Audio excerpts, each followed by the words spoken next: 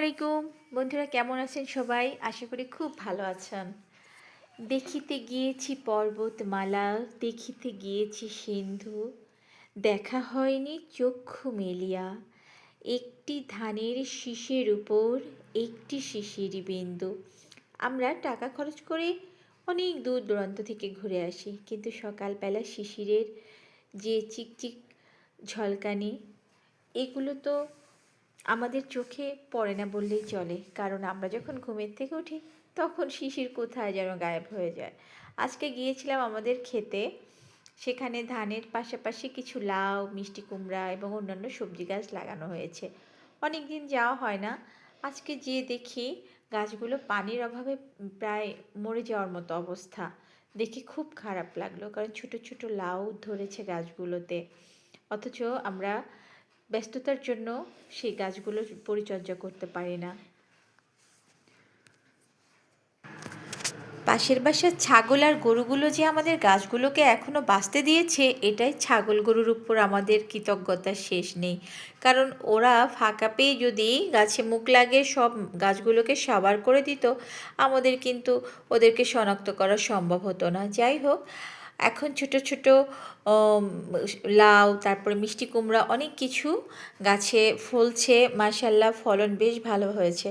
তো আমরা গিয়েছিলাম বাচ্চাদেরকে নিয়ে আজকে কিছু মিষ্টি কুমড়ার ফুল আনতে, কারণ মিষ্টি কুমড়ার ফুলের পাকোড়া খেতে মাশাল্লাহ অসম্ভব ভালো লাগে। আমি কোনো একটা আমার ব্লগে দেখাবো যে কিভাবে মিষ্টি কুমড়ার পাকোড়া করতে হয়। অনেকেই জানেন, কিন্তু আমি আমার মতো করে খুব সহজে কিভাবে বানানো যায় সেটা আপনাদেরকে দেখাবো।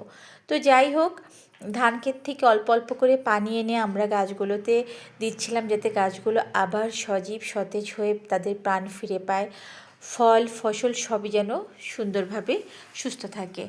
তো অনেকটা সম্ভব হয়নি, কারণ পানির পরিমাণটা খুবই কম। পাশের বাসার কোনো একজন আমাদের ক্ষেত যারা দেখাশোনা করে, তো তারাও কিন্তু এই অবস্থা দেখে পানি দেয় নাই। এটা একটু খারাপ লাগলো, কারণ বেশিরভাগ ফল ফসল তারাই খেয়ে থাকে। আমাদের বাসার থেকে ক্ষেতের দূরত্বটা বেশ অনেকটা দূরে, আমাদের যাওয়া হয় না, কিন্তু তারা ফসল খায়, কিন্তু এই গাছগুলোর যত্ন নেওয়ার প্রতি অতটা মনোযোগী ছিল না। এটাই আসলে মানুষের আর গাছের পার্থক্য। গাছ শুধু নিঃস্বার্থভাবে দিয়ে যায়, আর মানুষগুলো স্বার্থের পরে আর কোনো কিছু মনে রাখে না। যাই হোক, অনেকগুলো সুন্দর সুন্দর কুমড়ো ফুল আমরা পেয়েছি, যদিও বিকালবেলা। সকালের দিকে কুমড়ো ফুলগুলো প্রস্ফুটিত থাকে, ফুটন্ত অবস্থায় থাকে, আর এখন তো ওইগুলো কিছুটা চুপসে গেছে। যাই হোক, তো আমাদের এই যে গাছের যে গার্ডেনটা, সেটা কিন্তু অনেকটা সুন্দর একটা জায়গায়, কিছু দূরেই হচ্ছে বসতি, আর এই জায়গাটা বেশ ফাঁকা। আমার বাচ্চারা একটু বিরক্ত করছিল, বিরক্তও ঠিক না, আসলে তারা খুব উৎসাহিত ছিল গাছে পানি দিবে। একটা ছিল আমার দেবরের ছেলে, আর একটা হচ্ছে আমার পুচকি। তো আমার পুচকির উৎসাহের কোনো শেষ ছিল না, তাই সে দৌড়ে দৌড়ে গাছে পানি দিচ্ছিল, কিন্তু সে মনে করেছিল যে গাছের পাতাতে পানি দিলেই বোধহয় গাছ পানি খেতে পারে। কিন্তু তাকে বারবার বলছিলাম যে গাছের গোড়ায় পানি দিতে হয়, সে এটা কোনোভাবেই কর্ণপাত করছিল না। যাই হোক, আমাকে সে অনেক কাজে হেল্প করছিল, আবার বিরক্তও করছিল। তো বাচ্চারা যত বেশি প্রকৃতির কাছাকাছি যেতে পারে, যেমন গাছের থেকে ফল নিজের হাতে তুলে নিয়ে আসা, তারপরে গাছের থেকে নিজের হাতে ফল পাড়া, মুরগির ঘর থেকে যদি বাচ্চারা নিজেরাই ডিম বের করে আনতে পারে, হাঁস মুরগিকে খাবার দিতে পারে, এগুলো কিন্তু বাচ্চাদের মানসিক বিকাশের জন্য খুবই গুরুত্বপূর্ণ। হয়তো আমাদের ব্যস্ততার জন্য আমরা বাচ্চাদের এই ছোট ছোট বিকাশগুলোকে মনে রাখি না। আপনাদেরকে আমি আগেই বলেছি যে আমি খুলনার মেয়ে আর গাজীপুরের বউ। তো আমি আমার বাচ্চার অনুরোধে কিছু কিছু শর্ট ব্লগগুলো আমি আঞ্চলিক ভাষায় করার চেষ্টা করি। এটা শুধুমাত্র আমার বাচ্চার অনুরোধে, আমার পুচকির অনুরোধে। কারণ সে আমাকে বলে, আম্মু তুমি ইন্টালিক ভাষায় কথা বলো। ইন্টালিক মানে আঞ্চলিক ভাষাটা সে ওইভাবে না বলতে পারলেও ইন্টালিক ভাষাটা বলে।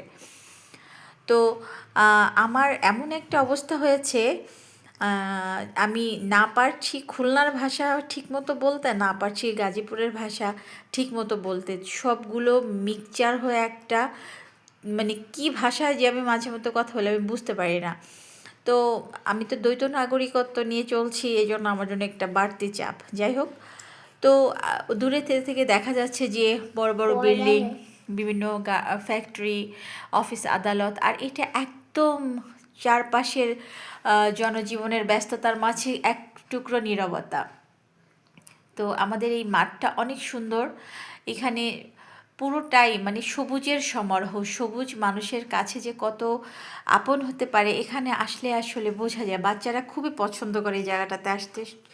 নিচের ধানের জমিগুলো নিচু, আর উপরে একটা দ্বীপের মতো।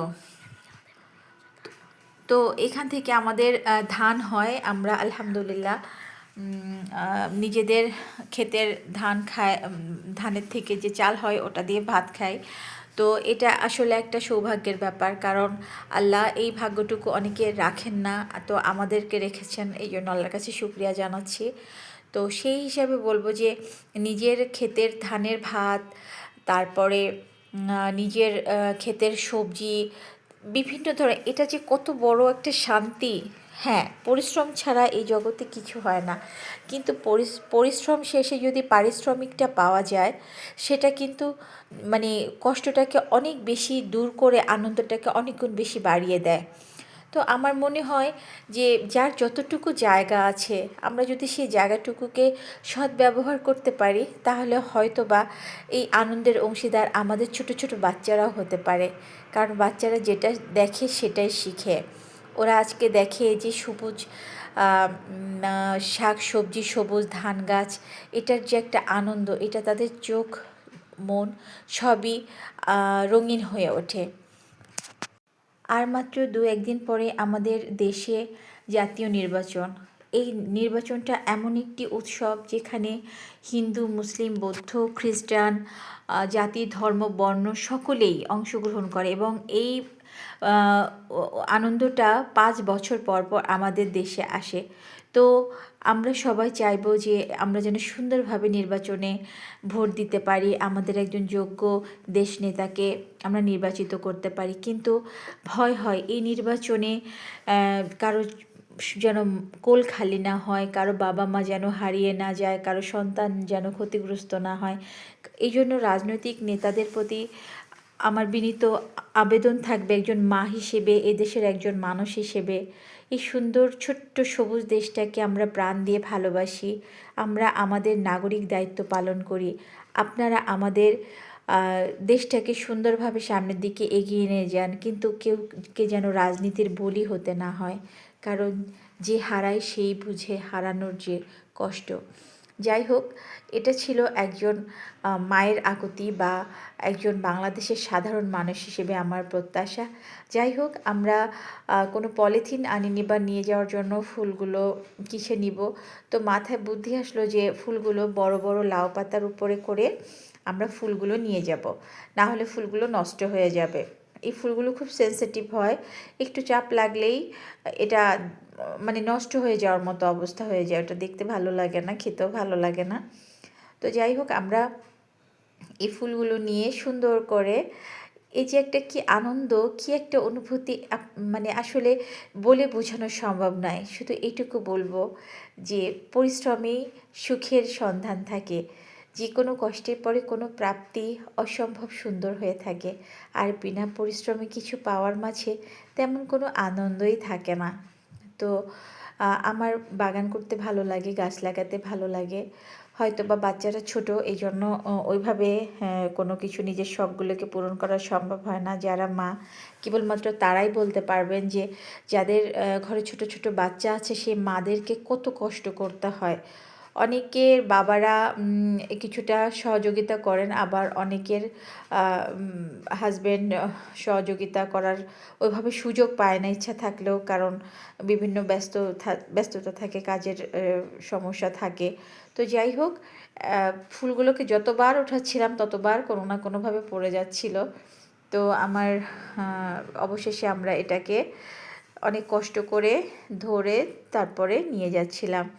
নিতে নিতে মনে হচ্ছিল যে আমরা অনেকগুলো টাকার সবজি বিক্রি করতে পারবো। তো যাই হোক, একটা অন্যরকম মজার দিন আমরা পার করলাম, যেখানে বাচ্চারা ছিল, আমরা ছিলাম। খুব সুন্দর, সবুজের সাথে থাকতে আসলেই ভালো লাগে।